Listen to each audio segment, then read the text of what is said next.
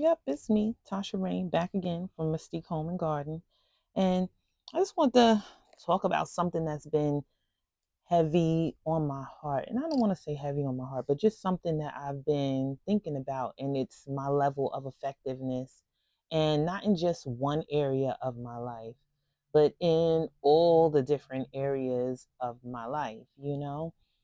So I wanted to actually read this definition for efficacy because I'm not sure if you know what the word efficacy means, but if you don't or if you do, we're going to talk about efficacy right now, okay? So, Google says that efficacy is the ability to produce a desired or intended result. And usually, this is done through either medication or surgery. It's actually a medical term. But if you think about self efficacy, you can think about how certain situations can actually get you the result you were looking for, even though you were afraid to do it. So some people say, oh, it's either yes or no. And no one ever thinks about the grade point, which is like the maybe. But I just want to read a little bit from this book called Self Directed Behavior by David L. Watson, and it's a self modification for personal adjustment. And this is because we don't all get to see a therapist, and we may not even all want to see a therapist. But sometimes, if you read something or if you hear something different, it can give you a different way to think about it, right? Or a different perspective. So I'm going to start reading on page 43 where it says self efficacy beliefs. You may have tried a voyage of self change before but failed. That is discouraging. You need to see now that the route ahead can be clear, that there is a way through. So, you may need to work directly on your own beliefs about success and failure. Fear that you may not be able to change is normal. Flanagan, 1990. So we now turn to the question, do you believe you can get there? If you think maybe I can get there, we need to minimize that maybe. For several years, the heavyweight Russian fighter, excuse me, for several years, the heavyweight Russian weightlifter Leonid Taraniko, a huge, immensely strong man, held the world record for free lifting 499.5 pounds. He had tried on several occasions to lift 500 pounds above his head but had failed. In his third Olympics, he was once again at the top of the class in lifting, and many hoped he would break his own record.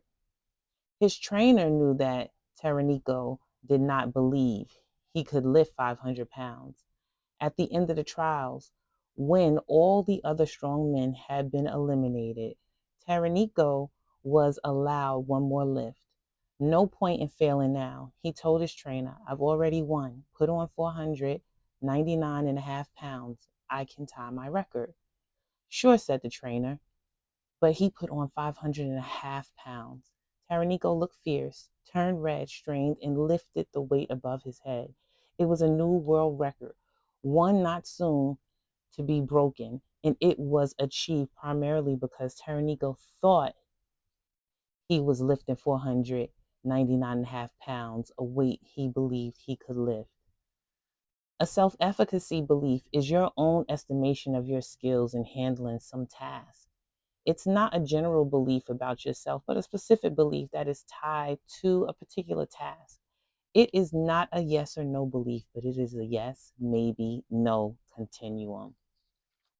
And the thing about it is, and this is me now. I'm no longer reading, but he didn't believe in himself, but his coach believed in him. And because he believed he was lifting the weight that he knew he could lift, he was determined to get that weight over his head because he had done it before, not knowing that he was there and he broke his own record.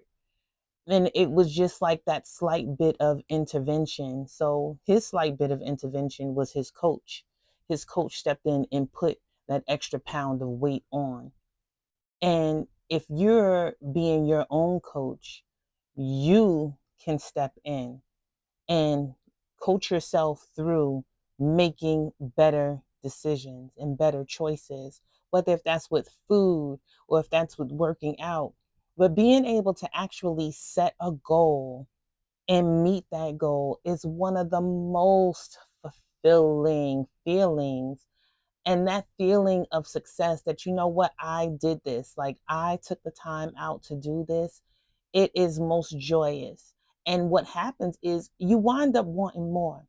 You wind up wanting to set more goals. And even if you don't hit every last goal, it doesn't mean that you can't go back and try again.